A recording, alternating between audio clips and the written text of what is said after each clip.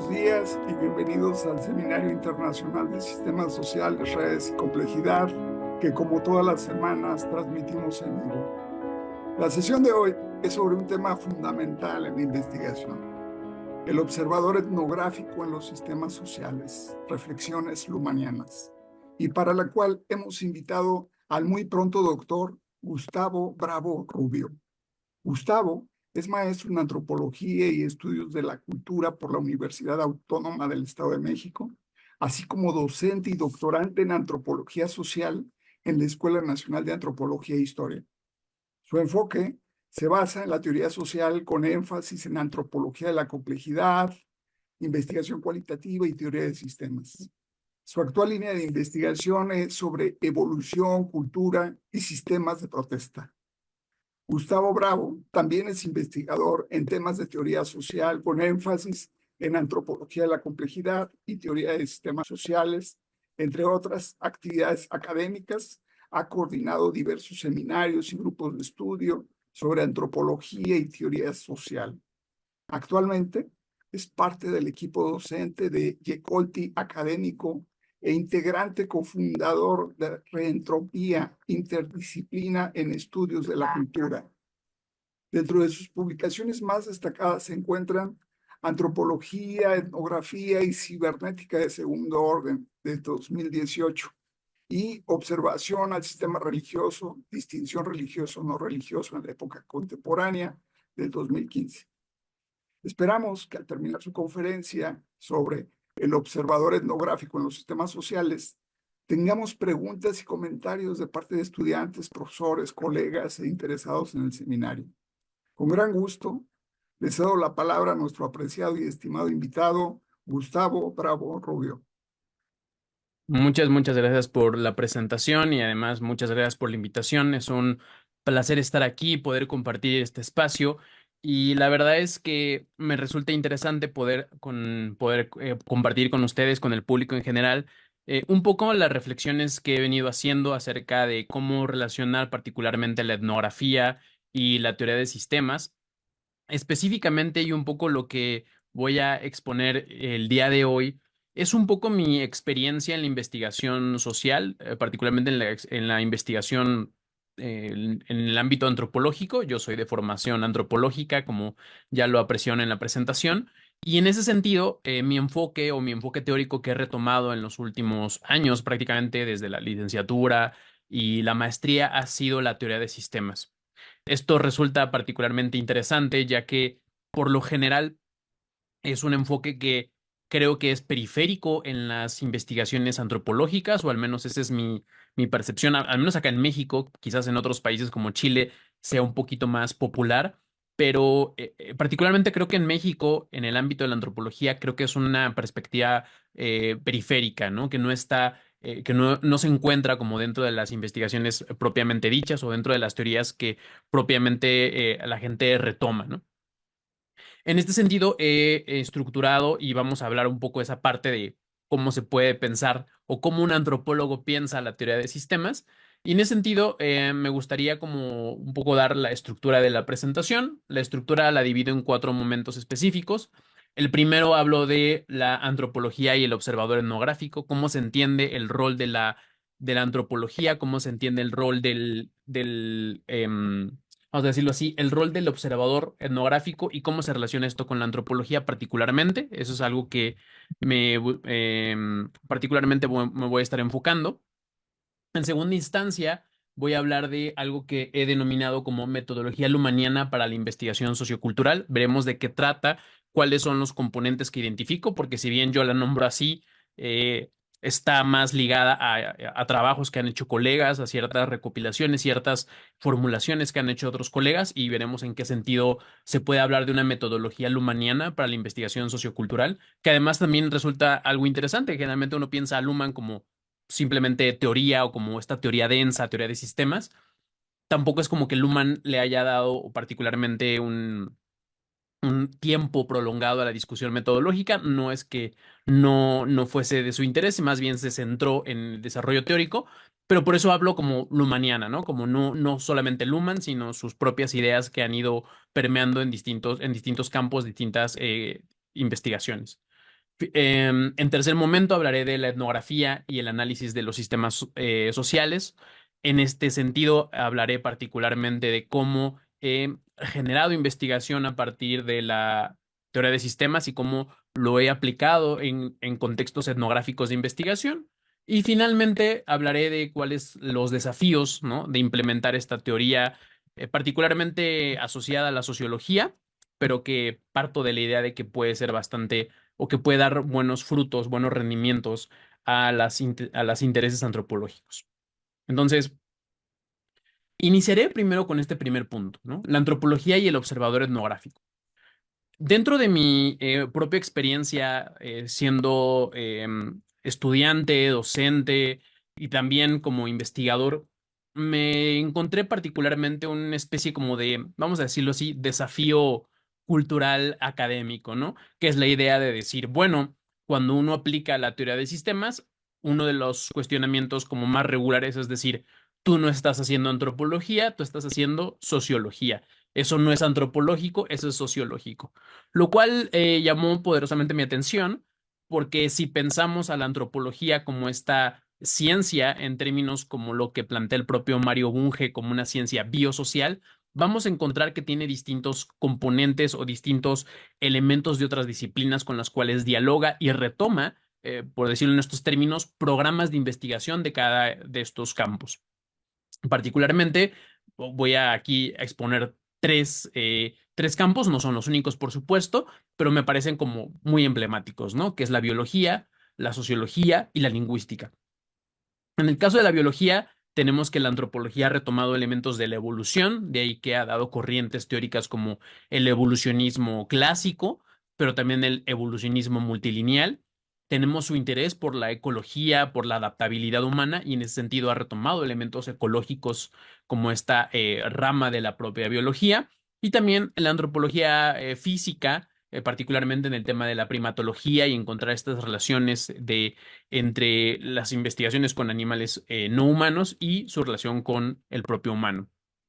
En otro momento tenemos la lingüística como este campo que ha retomado elementos del estructuralismo, el pragmatismo, la semiótica. Aquí, sin duda, el referente número uno es Lévi-Strauss en el tema del propio estructuralismo.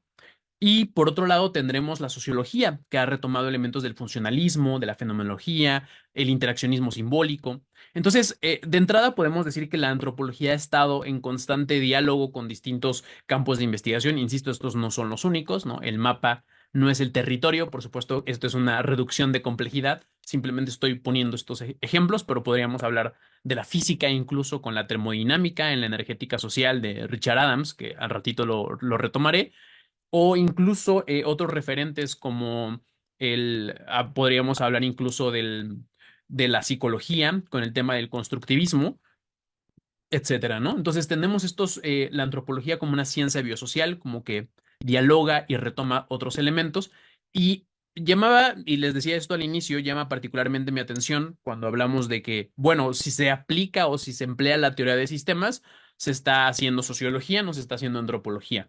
Sin embargo, este cuestionamiento rara vez se hace cuando alguien dice voy a trabajar desde el evolucionismo multilineal y no solemos decir, ah, ok, no estás haciendo antropología, estás haciendo biología. O tomando desde la ecología cultural, no estás haciendo antropología, estás haciendo biología. También en el lado de la lingüística, ¿no? Cuando se retoma el estructuralismo, no estás haciendo antropología, estás haciendo lingüística. Entonces, en este sentido, creo que tiene que ver un poco con cómo se han ido desarrollando estos programas de investigación internamente dentro de la antropología y cómo se los ha, por decirlo en estos términos, apropiado, cómo se ha apropiado de las ideas evolucionistas, funcionalistas, estructuralistas y dándole su propio enfoque y su propio sentido.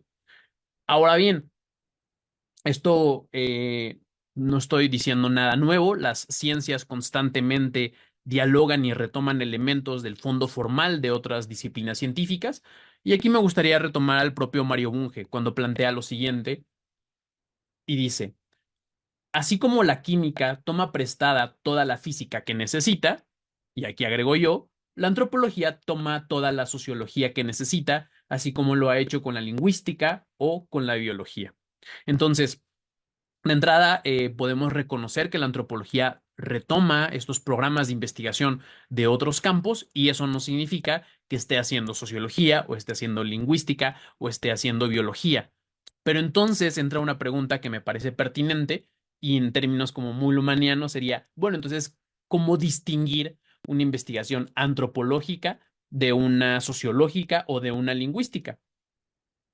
En este sentido, vamos a ver que así como la antropología ha retomado elementos de la sociología ha retomado elementos de la antropología. Por ejemplo, Niklas Luhmann, podríamos dar algunas referencias antropológicas a lo largo de su obra. En Sociología del Riesgo retoma particularmente a Mary Douglas, a Elizabeth Cashdan, a George Foster. En La Sociedad de la Sociedad, a Radcliffe Brown, a Max Gluckman, entre otros, ¿no? Entonces, vemos cómo Niklas Luhmann también retoma investigaciones antropológicas, referentes antropológicos, incluso categorías como la de riesgo, que está como mucho más asociada o a Luhmann o incluso a Ulrich Beck, ¿no? Pensamos en riesgo y lo primero que pensamos es Ulrich Beck. Sin embargo, Ulrich Beck también se basa en muchas de las ideas de Mary Douglas y me parece que ahí hay una deuda histórica y una deuda antropológica con esta autora, ¿no? De los elementos que tomó Luhmann de Mary Douglas y Ulrich Beck de la propia Mary Douglas, ¿no? Y entonces, insisto, cuando pensamos en riesgo, pensamos más en Ulrich Beck, Luhmann y quizás al final a Mary Douglas, cuando creo que Mary Douglas tendría que ser como una de las principales referentes cuando hablamos de riesgo.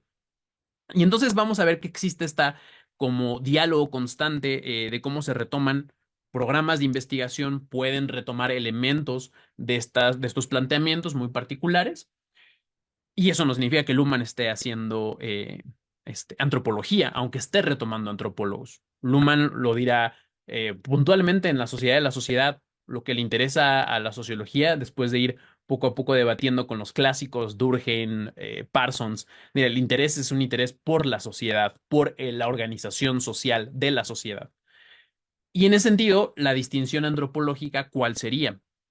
Apoyándome un poco en esta frase emblemática de Robert Lowy, un antropólogo social también muy importante, me gustaría llevarle a este punto. Dice, la cultura es el gran tema de la antropología, como la conciencia es el tema de la psicología y la vida de la biología.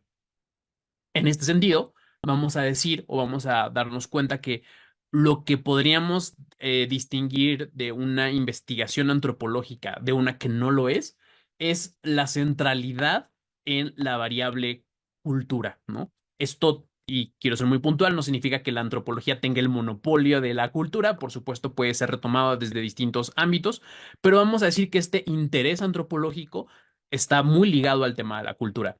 Quizá podríamos hablar de estas distinciones como de carácter, por decirlo de alguna forma, de multicriterios, ¿no? Que es lo que hace que la antropología sea la antropología. Entonces ahí podemos hablar del interés por el otro, por la otredad, podemos hablar de esta inclinación por los estudios etnográficos, el interés por la cultura y demás elementos, ¿no? Pero creo que para reducir de nuevo complejidad, creo que el interés por la cultura es algo que va a ir propiamente ligado al interés antropológico, ¿no? En este sentido, tal y como lo plantea Robert Lowy, el gran tema de la antropología es la cultura, ¿no?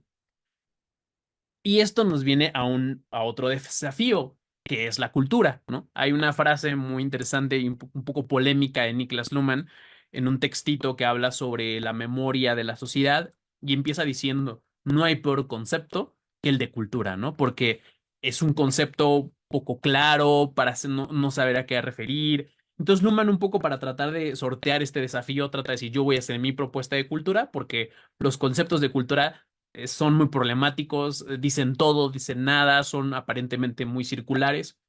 Sin embargo, creo que acá hay un cuestionamiento que hace el colega Julian Stewart, que está ligado a la tradición ecológica, y menciona por ahí en una notita al pie de página de un texto que se llama El cambio cultural, y dice, estos como conflictos del concepto de cultura es porque muchas veces se parte de una visión quizás demasiado o reducida a la lógica, cuando tendría que estar también ligado al tema heurístico, es decir, qué es lo que se puede descubrir con el concepto de cultura.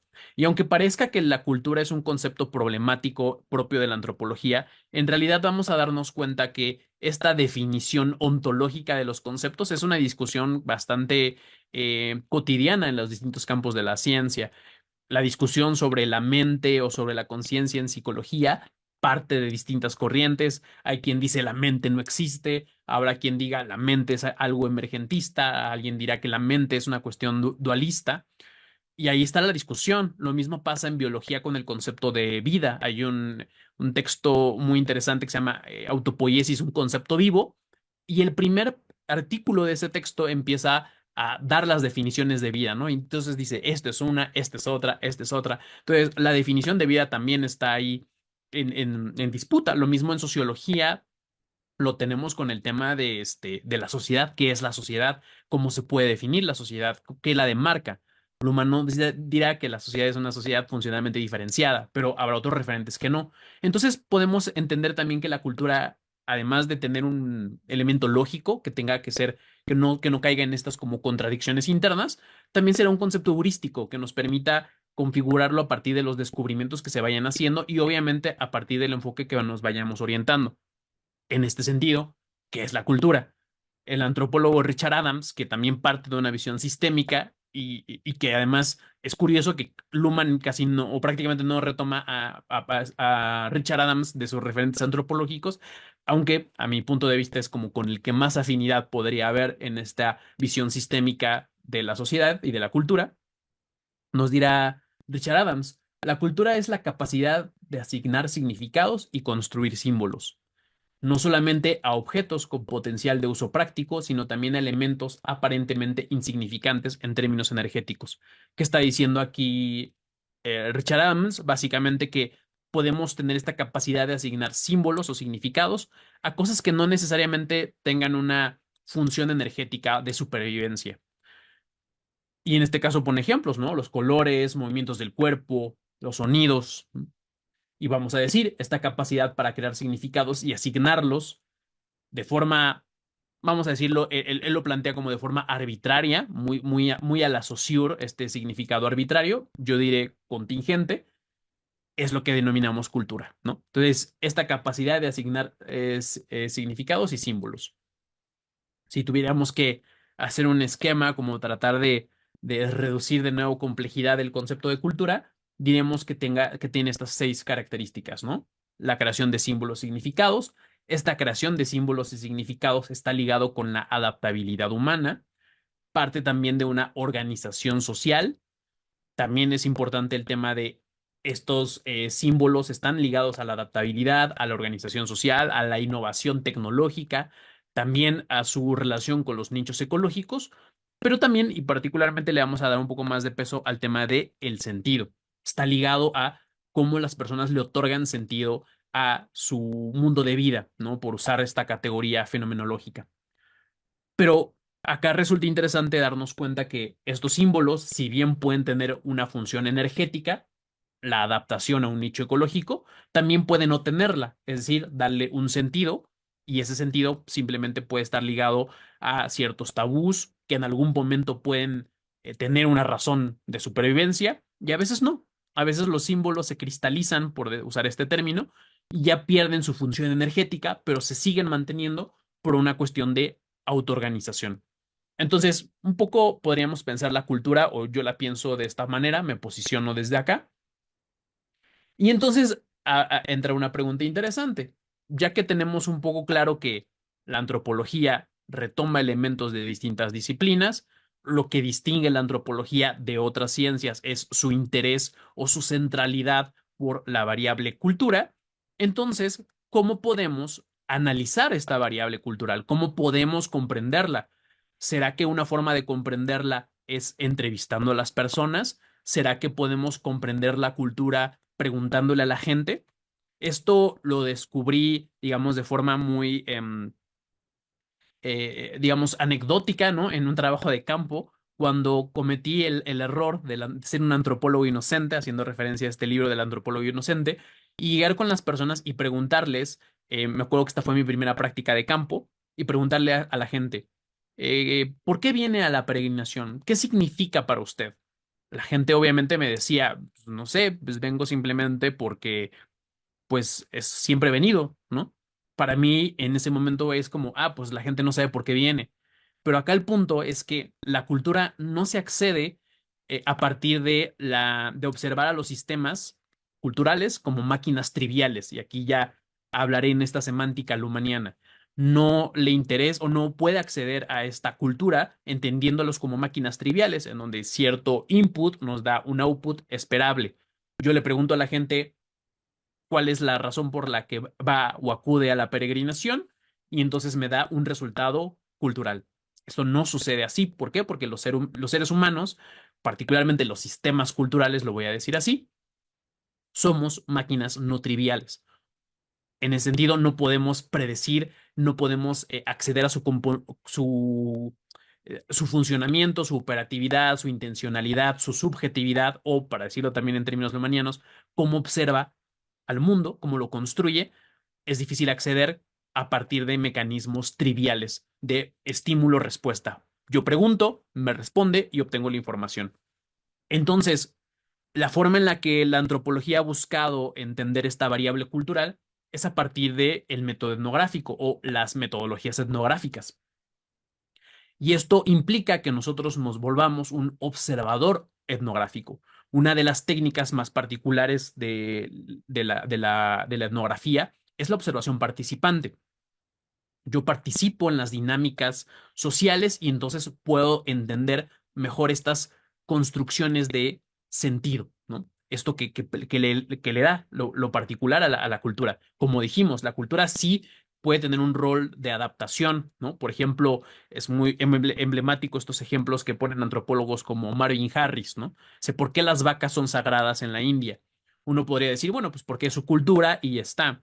Marvin Harris, en un sentido materialista dirá, y energético, dirá, no, las vacas son sagradas porque proporcionan recursos energéticos. Si ellos mataran a la vaca para comérsela directamente, no podrían aprovechar todo lo que implica la vaca. La dejan viva porque pueden aprovechar todos los recursos, porque pueden arar el campo, porque una vez que la vaca envejece y muere, pueden usar su piel, porque la pueden usar para la leche, para un montón de elementos, ¿no? Entonces, la razón de que la vaca sea sagrada y se vuelva un tabú no matarla no es simplemente pues porque es su cultura. Hay una razón energética de fondo. Sin embargo, aunque hay una razón energética del por qué se le asigna a las vacas el estatus de animales sagrados, también va a haber otros símbolos que no necesariamente tengan esta función de supervivencia directa, sino que puede estar obedeciendo a dotar de sentido al mundo. Entonces, quizá desde ciertos mecanismos más, vamos a decirlo así, estadísticos, podría yo, o cuantitativos, podría yo acceder un poco a estas cuestiones energéticas, pero a los mundos de sentido va a ser más difícil y necesitaré otra forma de observar. Y esta forma de observar ha generado la antropología, es la etnografía. Dice el antropólogo Clifford Geertz, los escritos antropológicos son ellos mismos interpretaciones y por añadidura interpretaciones de segundo y tercer orden. Por definición, solo un nativo hace interpretaciones de primer orden. Se trata de su cultura. En este sentido, ¿qué es lo que está diciendo Clifford Geertz? Que nosotros no podemos acceder a estas definiciones de primer orden de los nativos, que es como ellos entienden su cultura, sino más bien hacemos interpretaciones de interpretaciones, una interpretación de segundo orden. Vemos cómo interpretan su interpretación, pero para acceder a esas interpretaciones no basta con, como ya dije, hacer una pregunta directa, sino tendrá que ser una interacción con su mundo de vida. ¿Qué es lo que hacen? ¿Cómo lo hacen? Y eso a veces implicará un involucramiento del observador que rompa con esta dicotomía sujeto-objeto para hablar de observador-observado, donde el propio observador participa en esa construcción de mundo, como ya lo plantea pensadores como Maturana, que es parte de los referentes epistemológicos de la teoría de sistemas y de la tradición y de la tradición lumaniana.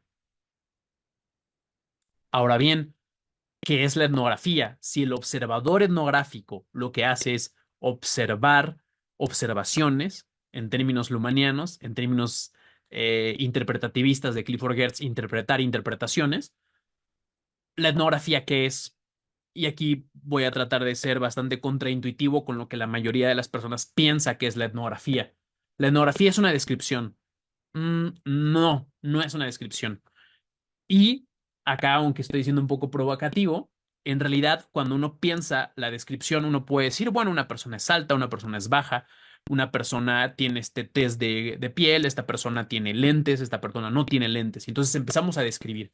Pero estas descripciones son descripciones triviales. En ese sentido, y matizaré esta afirmación de que la etnografía no es una descripción, diré que la etnografía no es una descripción trivial. ¿Es alto? ¿Es bajo? La comunidad está a 50 kilómetros. Eso no me dice nada. Es una descripción trivial que sirve poco. En el sentido de Rosana Gruber, diremos, las etnografías no solo reportan el objeto empírico de investigación, un pueblo o una cultura, sino que constituyen la interpretación sobre lo que el investigador vio y escuchó.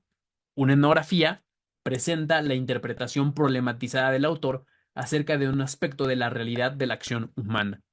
Es decir, la etnografía lo que se interesa es, en una visión accionalista, las intenciones o las motivaciones de los sujetos. Yo diré, buscará entender las conexiones de sentido de los sistemas culturales. Una etnografía no es una descripción. Una etnografía es una descripción densa en el sentido de Clifford Geertz. Geertz dirá, la descripción densa reconoce los marcos de interpretación dentro de los cuales los actores clasifican el comportamiento y le atribuyen sentido, como cuando aquel movimiento ocular se le llama guiño o se le interpreta como gesto de complicidad, o también seña de un juego de naipes. Aquí Clifford Geertz hace esta famosa distinción entre cómo distinguir un guiño. Un guiño puede ser un tic, puede ser una muestra de coqueteo, puede ser un seño de complicidad.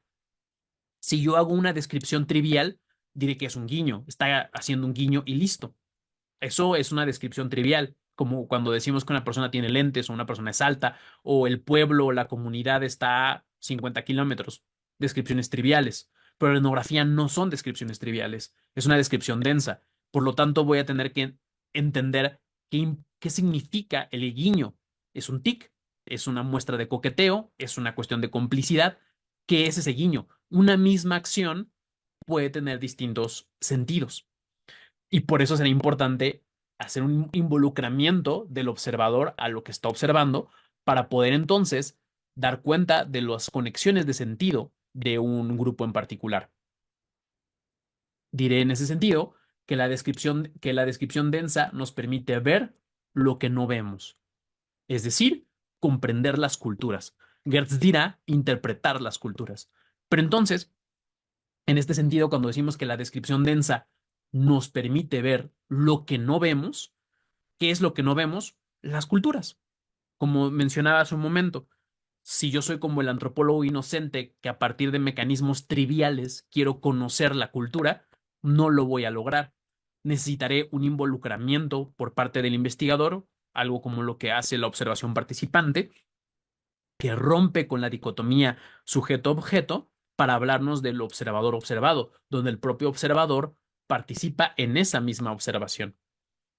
Si todas observaciones, en estos sentidos ya más sistémicos, plantean un punto ciego, lo que hace la descripción densa es como que podamos ver lo que no vemos, o sea, rellenar esa mancha ciega, poder ver lo que quizás desde nuestro sentido común no podemos observar. Esto no implica acceder a una realidad ontológica, sino más bien hay un punto ciego, hacemos una observación de segundo orden y esa observación de segundo orden generará otro punto ciego y otro punto ciego al infinito.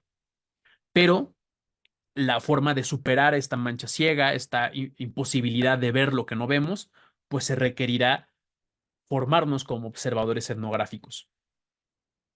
Y acá me gustaría retomar una referencia que usa Heinz von Foester en un libro que se llama Las semillas de la cibernética, cuando habla de la observación de segundo orden.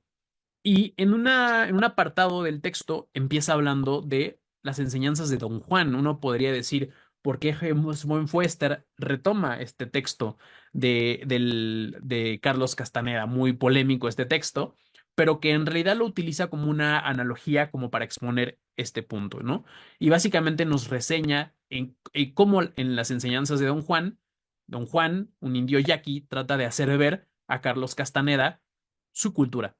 Carlos Castaneda, su respuesta es, no, estoy alucinando, no, me están drogando, está tratando de generar una lógica, está tratando de racionalizar lo que para él no es comprensible. El indio yaqui, don Juan, trata de explicarle y de decirle, no, esto es de esta forma. Y Carlos Castaneda como se cierra en un primer momento diciendo, no, estoy alucinando, esto no puede ser, porque don Juan está tratando de rellenar esa mancha ciega, está tratando de hacer que vea lo que no ve. En este sentido, Hayes von Foster retoma esta idea para decir, los esfuerzos de don Juan van a ser inútiles si Carlos Castaneda no hace una reflexión sobre sus propios mecanismos de observación.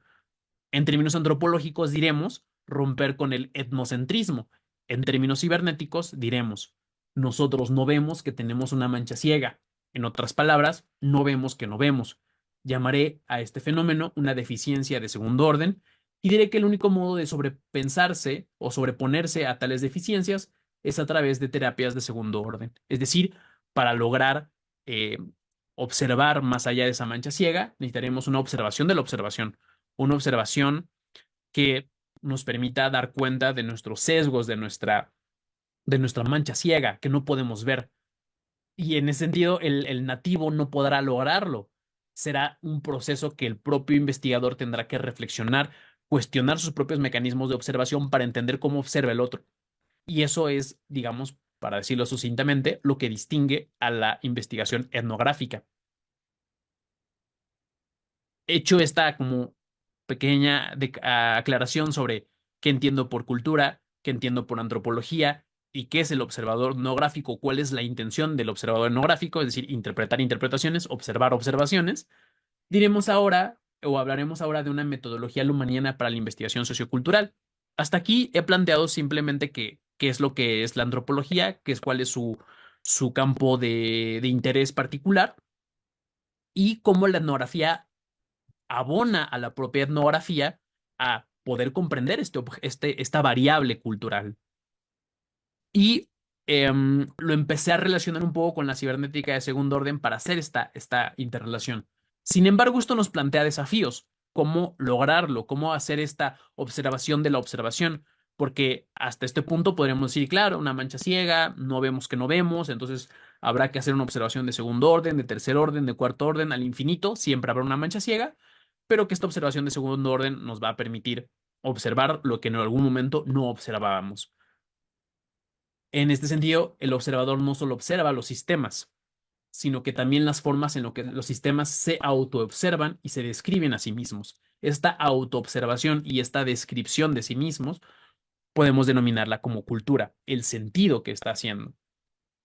Pongámoslo en nuestra propia definición que ya habíamos esbozado de cultura, como este proceso de autoobservación. Si decíamos que la cultura es la creación de símbolos, ¿cuáles son mis símbolos? ¿Cómo me adapto? ¿Cómo me organizo? ¿Cuál es mi tecnología? ¿Dónde es mi nicho? ¿Cuál es mi sentido de vida? Esas preguntas son autoobservaciones que permiten a mí dar cuenta de eso. Este proceso de autoobservación es lo que nos permitirá acceder a la cultura, saber cuáles son los símbolos de un sistema cultural, cómo se adapta cierto grupo a un nicho ecológico concreto, cómo se organiza ese grupo, cuál es la tecnología de ese grupo, dónde está ese nicho y además cuál es el sentido de vida de ese grupo, de ese sistema, si lo queremos ver así, de ese sistema cultural. ¿Cuál es su sentido de vida? ¿Cuáles son sus símbolos? ¿Cómo se adapta? ¿Dónde está su nicho? ¿Cómo se organiza? ¿Cuál es su tecnología?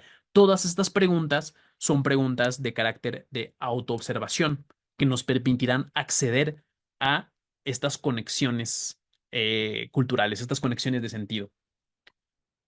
Luhmann, en este elemento como muy particular, tiene su propia postura sobre la cultura y dirá, ¿no? La cultura es una operación comunicativa que posibilita la comparación de la sociedad consigo misma, facilitando así la observación de segundo orden, que es lo que venimos diciendo. Y entonces dirá, esta capacidad de la cultura para hacer comparables los elementos de la sociedad se considera esencial para su función de memoria y autocomprensión.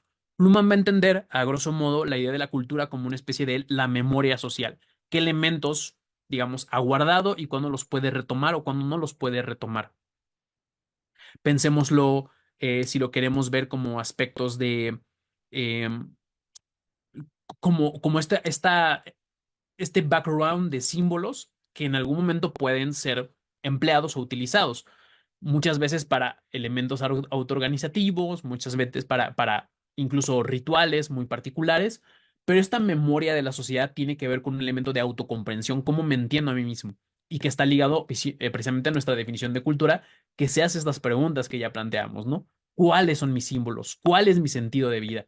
Esto nos lleva precisamente a esta autocomprensión del propio sistema cultural, de cómo se entiende, cómo se define a sí mismo, cómo se diferencia incluso de los otros, ¿no? En estos sentidos como incluso muy tribales, ¿no? ¿Qué es lo que hace que yo sea un yo y qué es lo que hace que el otro sea un otro? Esto tendrá que ver con que estos son mis símbolos y esos no son mis símbolos. Añadiendo a la definición de cultura, que es algo que hace Ignacio Farías en un textito que se llama Cultura, la performación de los mundos sociomateriales, va a añadir, dice, la cultura como operación performa mundos sociomateriales. Esto implica que la cultura no solo facilita la comunicación y comparación, que es lo que dice Luhmann, sino que también depende de mediaciones materiales que permiten la creación y sostenimiento de sus mundos a través de cuerpos, objetos, tecnologías y entornos construidos. Es decir, los elementos que ya Richard Adams nos había esbozado con su definición de cultura. Entonces, acá tenemos que la definición de Luhmann, que complementa a Farías, es compatible con lo que habíamos expuesto en un primera instancia, con lo que nos plantea Richard Adams. Y para mí esto es muy importante porque la compatibilidad epistemológica es muy importante en un proyecto de investigación. Si esto no lo hay, podemos caer en un eclecticismo que no nos permitiría, que nos puede llevar a tener dos corrientes antropológicas o dos corrientes teóricas, para decirlo de forma más amplia, que sean incompatibles por sí mismo y que no sean consistentes a la hora de generar una investigación.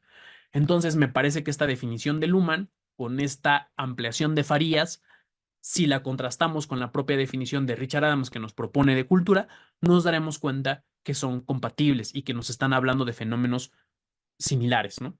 Aunque con una semántica distinta. Y entonces ahora sí viene este elemento. Metodología lumaniana. ¿Cuál es la metodología lumaniana? Aquí hablaré y esborzaré un poco lo que yo trabajé propiamente en mis tesis de grado y de maestría, que es el programa sociopoético de investigación. El programa sociopoético de investigación presenta ciertos lineamientos. De hecho, el autor, Marcelo Arnold, habla de estos lineamientos de investigación de un programa sociopoético de investigación. Parto de este sentido que este programa sociopoético puede leerse como una metodología lumaniana para la investigación de sistemas socioculturales.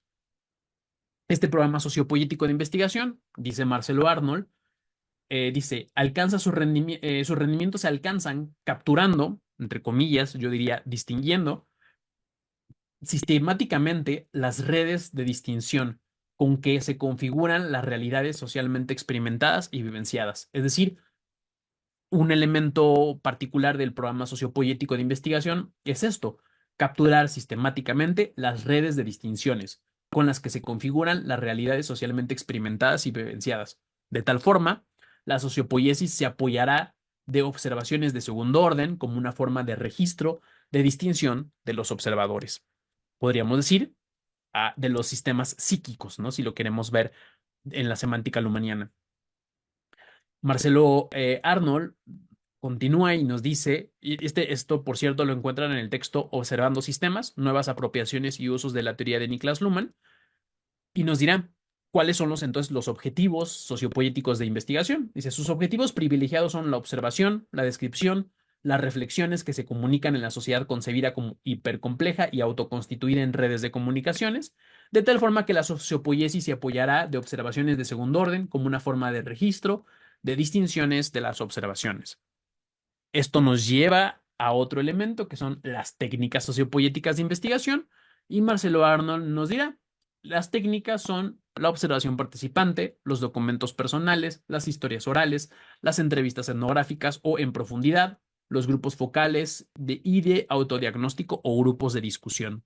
En ese sentido, cuando Marcelo Arnold nos habla de estas técnicas o nos describe estas técnicas de investigación del programa sociopoético. ¿Cuál fue mi sorpresa? Que dije, todo esto parte de elementos antropológicos, ¿no? Todo esto que exponen la cultura desde el punto de vista de los intérpretes, esta cuestión de hablar de la cotidianidad, esto de hablar de los eventos comunicativos controlados, la información en espacios abiertos, donde se genere controversia, donde se fomente estos juegos comunicativos, pues es algo que propiamente ha hecho la antropología en la investigación etnográfica.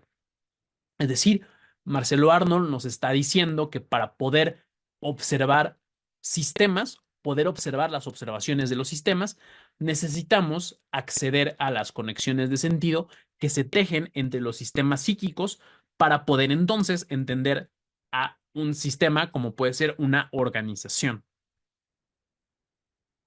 Y entonces, si quisiéramos ver como una triada de esta metodología lumaniana, lo podríamos ver en estos tres elementos. Primero, la metodología lumaniana parte de una epistemología sistémica, constructivista, parte de una mirada cualitativa, es decir, una mirada no trivial, entiende a los sistemas socioculturales como máquinas no triviales y además plantea o busca tener métodos o técnicas asociadas a los métodos etnográficos, es decir, observaciones de segundo orden. Una metodología lumaniana tendría que tener estos tres componentes, ¿no? Esta mirada cualitativa, no trivializar las descripciones, métodos etnográficos, observar observaciones, interpretar interpretaciones, y una epistemología sistémica constructivista, sistémica que busque ver el todo, no solamente las partes, y que además entienda la realidad como socialmente construida. No en términos, y esto sí es muy importante dejar en claro, es una realidad socialmente construida a nivel epistemológico, no ontológico, que ahí incluso se ha hablado de que una ontología lumaniana pues es como un realismo dependiente del modelo. No nos vamos a meter eso por ahora, simplemente diríamos que se requiere de una epistemología sistémica. Algunas obras o algunas investigaciones donde pueden encontrar estas discusiones un poco amplias y también aplicadas son en sistemas de protesta, las organizaciones o en este texto de la teoría de los sistemas de Niklas Luhmann. En sistemas de protesta de Marco Estrada, pues nos habla o aplica varios elementos que yo aquí he descrito, quizás no implícitos, perdón, quizás no explícitos, pero sí implícitos, porque Marco Estrada ha empleado etnografía, ha hecho trabajo de campo para hablar de los sistemas de protesta. Y en un texto denominado La organización de las organizaciones sociales, aplicaciones desde perspectivas sistémicas, se retoma también preocupaciones por las organizaciones sociales e incluso por su cultura. Ahora bien, dejando un poco el cómo se esboza esta metodología lumaniana de la investigación, pasemos al penúltimo punto, que es básicamente la etnografía y el análisis de sistemas sociales. Aquí simplemente esbozaré un poco de los hallazgos que logré dar cuenta en mis experiencias de investigación, qué fue lo que encontré, cómo lo llevé a cabo, cómo busqué aplicar estos lineamientos sociopoéticos de investigación y cuáles fueron también, y cerraremos con eso, con el tema de los desafíos. En primera instancia, mi tesis de licenciatura se llamó Recursividad Organizacional, observación de un sistema educativo autorreferente. Mi pregunta de investigación fue la siguiente: ¿cómo se relacionan las políticas públicas con la operatividad de una organización educativa?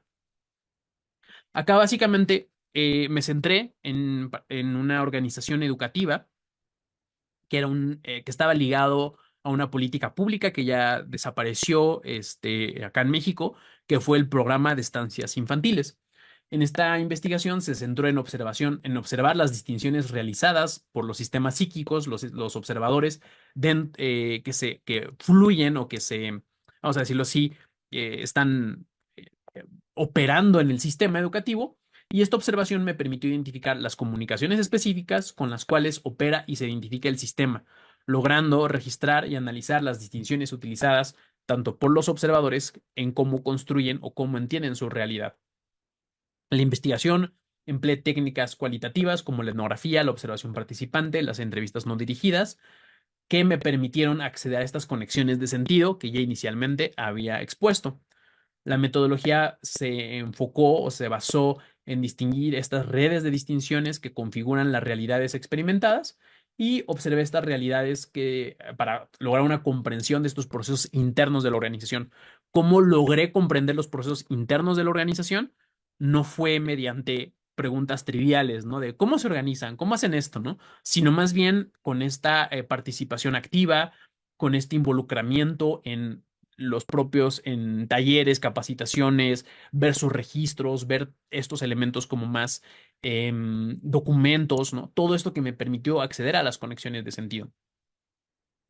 En ese sentido, la relación entre el programa de estancias infantiles, como se llamaba la política pública, y la estancia infantil, que era la organización educativa, se establece a través de un proceso de recursividad, ¿no? Un poco la conclusión es que aunque el programa es diseñado por agentes externos, produce irritaciones que permiten a la propia organización actualizar sus operaciones. En este sentido, trato de romper un poco esta idea de que se quiere imponer una política pública y que la organización es como una máquina trivial que recibe la política y la aplica tal y como le llega.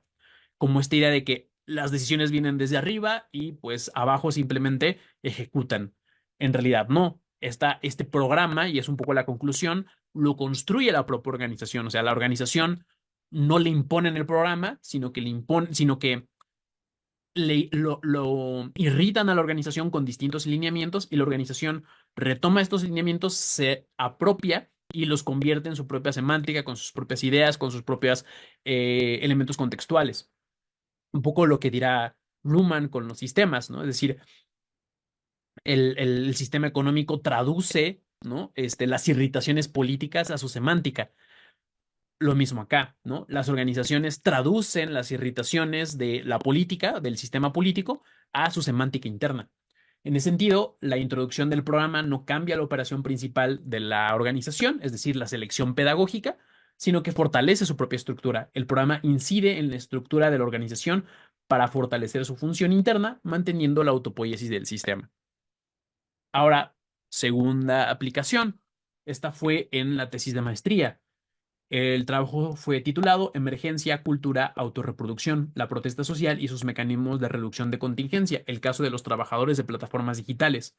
Acá la pregunta de investigación fue la siguiente: ¿qué mecanismos posibilitan la emergencia y la reproducción de la protesta social en condiciones postindustriales de la sociedad moderna? Aquí planteaba lo siguiente: dentro de la sociedad moderna eh, tiene esta diferenciación funcional y dentro de esta diferenciación funcional hay dos sistemas que han ido también cambiando, el político y el económico. Particularmente identifico que el sistema económico tiene un programa, por decirlo en estos términos, este, capitalista slash postindustrial, ¿no? Y entonces en esta economía capitalista postindustrial, el sistema económico lo que hace es tratar de lidiar con la complejidad del propio mundo. Y esto implica ciertos elementos muy puntuales como la flexibilización del trabajo, la precarización laboral, la desaparición de espacios físicos donde los trabajadores se reúnen. Y entonces yo partía de la siguiente pregunta: ¿cómo es posible la protesta social en un contexto donde no hay un espacio físico donde las personas puedan interactuar y dialogar? En ese sentido, lo que se buscó en esta investigación o lo que se logró identificar en esta investigación fueron los miedos, los riesgos y los peligros que enfrenta el colectivo, así como las demandas y las controversias que estos comunican. La investigación logró describir cómo el colectivo, en este caso denominado ni un repartidor menos, se constituye como un sistema autopoyético de protesta, reconociendo las conexiones de sentido y los mecanismos de protesta empleados, los mecanismos de contención, mecanismos de contención, estas observaciones de estas comunicaciones contenciosas, ¿no? Como le diría Marco Estrada.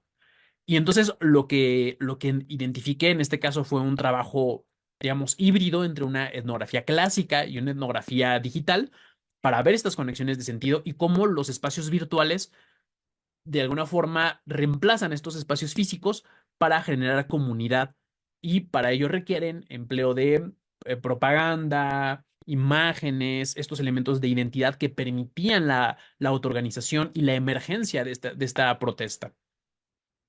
Un poco lo que se encontró en esta investigación fue que el sistema de protesta reduce su complejidad mediante la simplificación de su realidad a través de la frontera de temas. ¿Qué temas vamos a retomar? Lo que hacía que la protesta emergiera era la selección de temáticas, ¿no? No que hubiera 1000 temas, sino que hubiera una centralidad. Otro es el sistema de protesta, que crea distinciones significativas dentro de su entorno que le permiten operar de manera efectiva. Y además, la emergencia y la reproducción de la protesta social están profundamente ligadas con la percepción de miedos, riesgos de la sociedad moderna. Dentro de estos miedos está el desempleo, la flexibilidad, la flexibilización laboral, la precarización. Entonces, todo esto permite crear una comunidad virtual que permite la organización y la emergencia de la protesta, ¿no?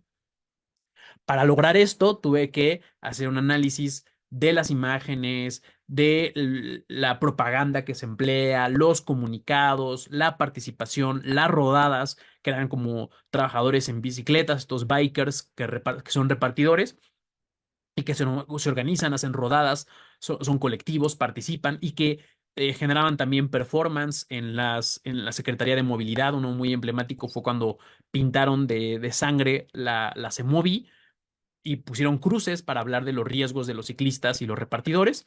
Y en ese sentido hubo diálogos y mesas de trabajo con la CEMOVI para tratar de mejorar sus condiciones laborales a partir de la irritación que la protesta generó, ¿no? Es decir, la protesta generaba irritaciones en los sistemas, en las otras organizaciones, y las otras organizaciones obviamente introducían esa irritación en sus propios lógica y trataba de dar solución o resolución a los problemas de quienes protestaban, ¿no? En el sentido muy a la lomaniana, la protesta social lo que busca es alarmar a la sociedad para posicionar temas que los otros sistemas recojan y logran dar solución.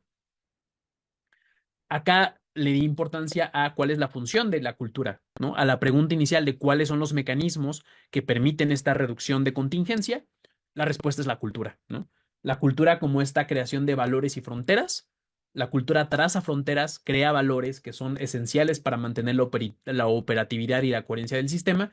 Esto incluye la distinción entre lo que es correcto y lo que no es correcto dentro del sistema, que es lo que habíamos dicho en nuestra definición de cultura. Estos significados, pero también estas formas de organización social, ¿no? Dentro de la organización social también están ciertos elementos normativos y también la generación de límites de sentido. La cultura tematiza la sociedad estableciendo esquemas de comparación y reduciendo la complejidad a través de ontologías muy puntuales de cómo entendemos o cómo se entiende la realidad, ¿no? Como una sociedad del miedo, como del riesgo. Y finalmente tendremos las otras tres funciones de la cultura: los esquemas de comparación. La cultura proporciona esquemas de comparación que ayuda a los miembros del sistema a distinguir entre lo que es aceptable y lo que no, basándose en las valoraciones correcto e incorrecto. Y la dominación de la contingencia. La cultura busca dominar la contingencia o reducir la contingencia, proporcionando un marco de referencia estable, permitiendo que la comunicación y la operatividad del sistema emerja continuamente, que tenga una continuidad o que tenga una posibilidad de emergencia constante. En este sentido, se resaltó la relevancia de las observaciones de segundo orden para entender las distinciones internas del sistema y cómo estas distinciones se reflejan en las prácticas cotidianas y las estrategias de protesta del colectivo. Este esquema es uno de los esquemas que presentó en el trabajo de tesis y básicamente esto es como una representación gráfica de una observación de segundo orden. En lo que significa la letra D son las demandas, es decir, una demanda del colectivo que yo identifique, como puede ser más seguridad, ¿no? Que haya seguridad en las calles, seguridad vial, esa es una demanda. Los medios y fines, que están representadas con MF, son los medios y fines que buscan alcanzar esa demanda: protestas, rodadas, comunicados. Y los ejes temáticos: seguridad, violencia en las calles, este, mayores accesos a ciclovías, ¿no? Están como los ejes temáticos, ¿no? Los riesgos, podríamos decirlos, los medios y fines, cómo buscan lidiar con esos riesgos, y la demanda puntual de qué es lo que se quiere hacer, ¿no? Entonces, un poco esta representación gráfica me permitió entender estas conexiones de sentido, centrándose en cómo observa el sistema de protesta. Observa a partir de sus demandas, que se ven materializadas por medios y fines, que y que logramos identificar a partir de ejes temáticos que iban emergiendo, que iban teniendo resonancia en las redes sociales. Para finalizar, diré que esta propuesta de investigación de los sistemas socioculturales se centra en tres sistemas que al menos yo he identificado donde pueden tener rendimientos explicativos, que son estos tres: las organizaciones, los sistemas organizacionales, los sistemas de protesta y los sistemas grupales. Los grupos es una categoría que genera Hugo Cadenas, que nos dice que, que dentro de, o sea, digamos, la, mm, los sistemas que Luhmann identifica particularmente, pues sabemos que son los sistemas sociales, los sistemas organizacionales y los sistemas psíquicos, ¿no? Serían como esos niveles, ¿no? Sistemas sociales como la educación, la política, el derecho, sistemas organizacionales como un banco, y los sistemas psíquicos, ¿no? Como estas conciencias que generan comunicación. Pero también Luhmann identifica los sistemas de protesta como aquellos sistemas que están, vamos a decirlo así, fuera de los otros sistemas sociales, pero que buscan irritar a los otros sistemas, creando ellos mismos un sistema. Y los grupos, ¿no? Que no son tan, dice Hugo Cadenas, que no son tan recurrentes como las organizaciones, pero tampoco son tan efímeros como las conexiones, ¿no? Que podríamos tener una charla con una persona. Son personas que regularmente se reúnen más, ¿no? Como estos grupos de amigos que van cada viernes a tomar una cerveza o van a ver una película. Estos grupos son más recurrentes que las conexiones efímeras que podemos tener, pero menos firmes, tienen acoplamientos menos firmes que lo que podría tener una institución, una organización como una escuela. Pero en este sentido, yo identifico los límites, ¿no? Una observación, una metodología lumaniana que se centre o que se incorpore a su proyecto, a su metodología de investigación, la etnografía, podrá observar las distinciones de las organizaciones, de los sistemas de protesta y de los grupos, no así con los sistemas sociales como la educación o la política. Entonces, los sistemas socioculturales los identifico yo en estos tres, porque los sistemas interaccionales no serán lo suficiente para hablar de cultura, pero los sistemas sociales serían tan amplios que sería complicado abordarlos desde una metodología etnográfica. Los que se pueden abordar son estos sistemas, ¿no? Y que algunos referentes que identifico es Marco Estrada en la protesta, Hugo Cadenas en los grupos y en las organizaciones Anaí Urquiza y Darío Rodríguez. Y con esto finalizo. ¿Cuáles son los desafíos entonces de la teoría de sistemas y la teoría de sistemas y los desafíos etnográficos? ¿Cuáles son los desafíos de la aplicación de esta teoría? En primer lugar, entender que la teoría de sistemas es una teoría no accionalista. Esto de entrada plantea un reto porque nos dirá, bueno, si la teoría de sistemas es una teoría no accionalista, ¿cómo puede entonces interesarse por la acción social? En este sentido, podría decir, y por eso hago esta como distinción, lo que hace la investigación o una observación o una etnografía de segundo orden es hablar de la observación de los observadores. Y esto implica un poco vamos a decir así, una superación del sujeto. Esto también puede generar como mucha controversia dentro de la antropología, porque siempre está la centralidad de los sujetos, la perspectiva de los sujetos. Y acá yo propongo que hay que pasar de los sujetos a observadores. Incluso esto implica otros desafíos como la superación del antropocentrismo, es decir, no centrarse todo en la parte antropocéntrica, sino ir más allá.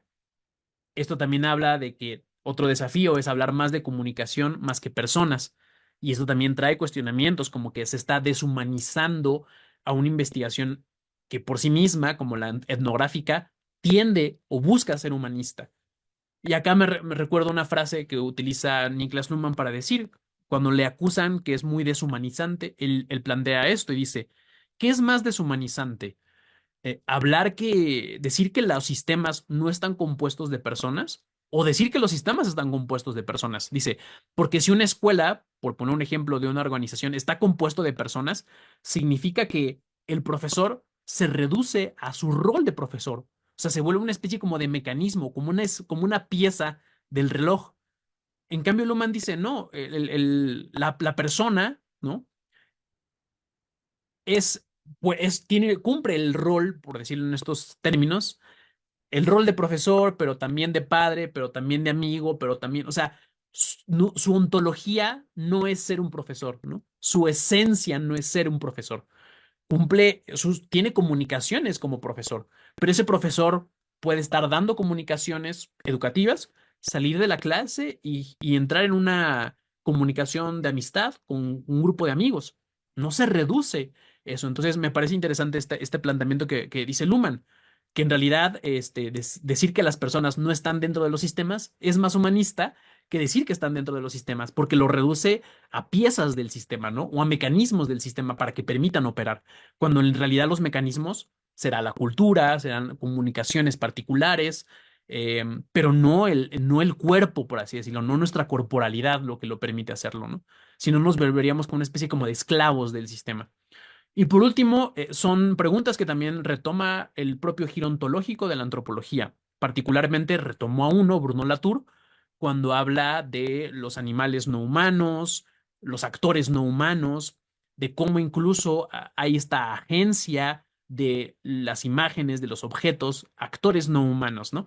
Y que sale de este antropocentrismo particular de la antropología. Y que son discusiones que se están teniendo en la antropología, este giro ontológico desde Latour o Viverios de Castro y demás, ¿no? Simplemente quería como exponer estos desafíos, ¿no? Cómo aplicar la teoría de sistemas cuando la teoría de sistemas parte del hecho de que los sistemas no están compuestos de personas y esto presenta desafíos, interrogantes, preguntas de carácter de las humanidades y demás, ¿no?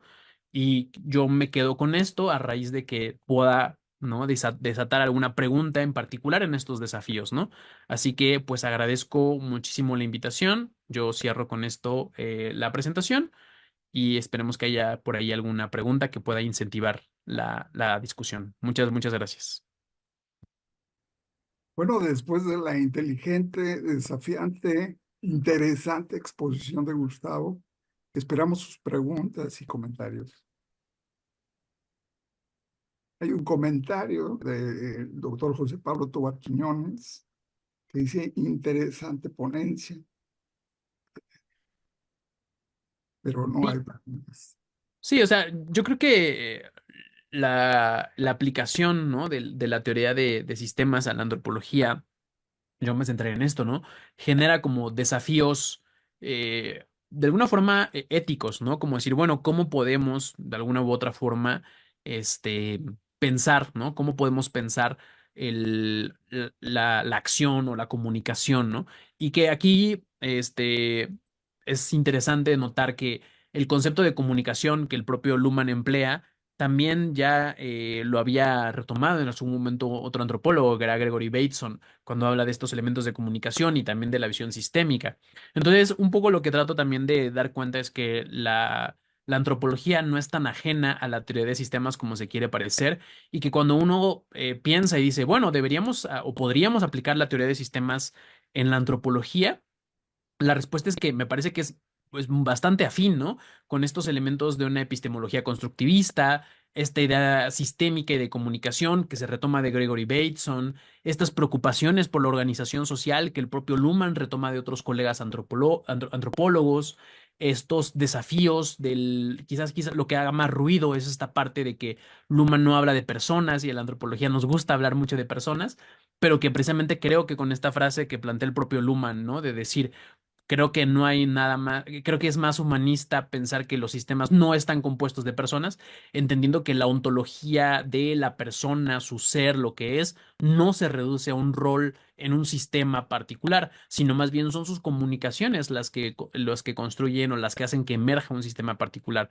Entonces, en ese sentido, pues creo que nos plantea desafíos interesantes y que plantea como una aproximación de cómo se podría aplicar o cómo se podría incorporar la teoría de sistemas a las propias interrogaciones antropológicas.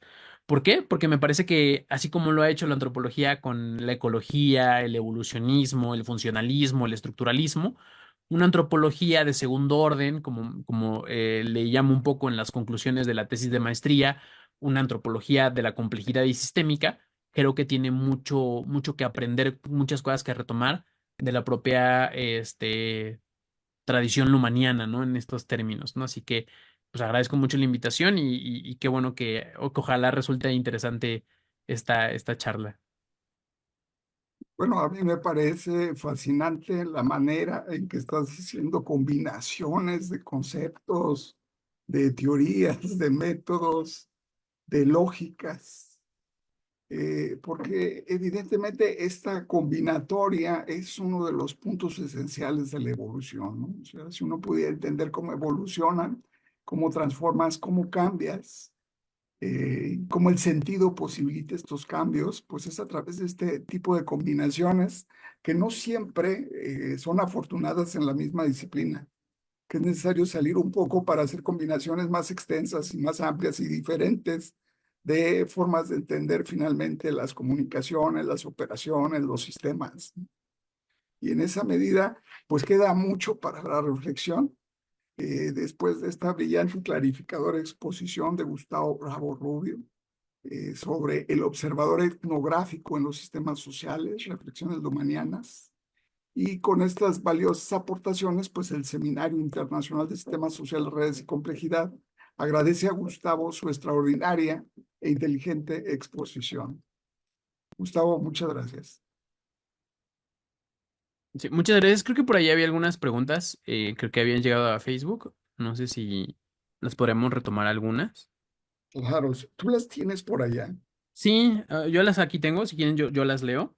Fíjate que yo, Este, el tiempo de acá. mi celular es lento, entonces como que todavía no la recibo. Si tú Sí, puedes dártelas, por favor. sí, yo la retomo. Acá, está Eli, Elisa nos dice, ¿no? La doctora Elisa dice, felicidades, Gus, me gustó mucho lo que dijiste al final sobre lo humano y las personas. Que sí, ¿no? Me parece como esta visión de, no, me parece más humanista, ¿no? No reducir al ser humano a una mera operatividad del sistema. Nos dice Sergio Ábalos, dice, ¿hay alguna diferencia entre la noción de sistema de Luhmann y la red de Latour? Em, Solo diferencias de léxico muy interesantes muy interesantes saludos desde París. Yo lo que ahí podría decir es que sí me parece que son como visiones distintas, pero que pueden como complementarse. Me parece que mientras que Latour sigue hablando de agentes, sigue hablando de la acción, Luhmann habla propiamente de comunicación. Entonces creo que por ahí sí me parece que son semánticas distintas, pero creo que habría que ver cuál es su relación. Incluso por ahí el proyecto de sistemas sociales tiene una entrevista con Latour que trata de hacer este diálogo con Luhmann, que creo que sería algo interesante porque lo que hace algo muy parecido lo que hace Latour como lo que hace Luhmann es tratar de acabar con esta visión antropocéntrica, ¿no? De interesarse por lo no humano. Y en ese sentido, Latour le interesará las controversias y Luhmann las comunicaciones. Entonces creo que ahí hay elementos de diálogo, pero formalmente diría que sí hay una diferencia no solamente de léxico, sino de semántica, ¿no? Sino de su visión teórica, pero quizás compartan una visión ontológica parecida. Entonces, eso por esa parte. Gabriela nos dice, ¿cómo podemos entender el desarrollo humano desde la teoría de sistemas? Si este menciona que el ser humano debe tener mayores capacidades, o sea, o sea, ser parte de la mayor cantidad de sistemas y sus comunicaciones. Yo creo que particularmente, creo que la teoría de sistemas, creo que no se pregunta particularmente sobre el desarrollo humano. Más bien creo que pensaría su evolución, su cambio, ¿no? Como esta evolución social, no en el sentido teológico, como el evolucionismo clásico de la antropología, de pasar de un estadio primario a uno superior, sino más bien de estos elementos contingentes. Yo creo que lo que hace o lo que nos ayuda a quizás no entender el desarrollo, pero sí entender al ser humano, nos lleva a esclarecer su contingencia, su complejidad, sus nuevas formas evolutivas de adaptarse al entorno, de cómo ciertas comunicaciones pueden responder incluso a estas adaptaciones al entorno. Entonces yo creo que podemos entender la propia evolución humana también a partir de los mecanismos que plantea el propio Luhmann. Gustavo, ya tengo las preguntas, ¿eh? Ah, ok, adelante, sí. Ya las tengo. Dice Javier Tower Mochas, ¿puedes repetir el concepto en Luhmann de la sociedad sin hombres? ¿Cómo lo separa de la sociología tradicional americana? Sí, lo que hace Niklas Luhmann, que está este título como muy provocador, que creo que no es de él propiamente, hay un texto que se llama así, La sociedad sin hombres, pero lo que plantea Luhmann es básicamente que lo que prima en la sociedad es la comunicación, no propiamente el ser humano como un todo, ¿no? No es como que la sociedad, hay una frase como que plantea Luhmann, ¿no? Decir, no, la sociedad no va y se corta el cabello, no va y se cambia los zapatos, ¿no? Sino que más bien eso lo hacen las personas o lo hacen las corporalidades, pero que en realidad lo que hace el componente social es la comunicación y lo que nos interesa a nosotros siempre van a ser comunicaciones en un contexto dado, ¿no? Las comunicaciones culturales, perdón, las comunicaciones religiosas, políticas, económicas y no tanto la ontología completa, lo que es en la totalidad de la persona.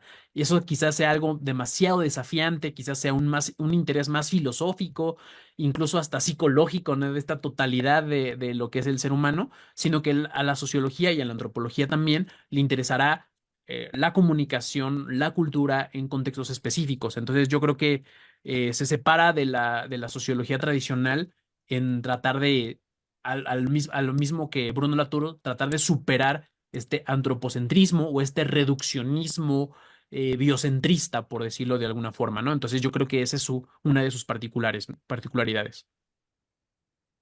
Mira, de Argentina, Andrés Amat Cáceres dice, según mi experiencia cultural y a través de lo que he leído en estos últimos 10 años, el antropocentrismo occidental se puede superar con una visión más extensa de la comprensión del yo que se exterioriza en la cotidianidad.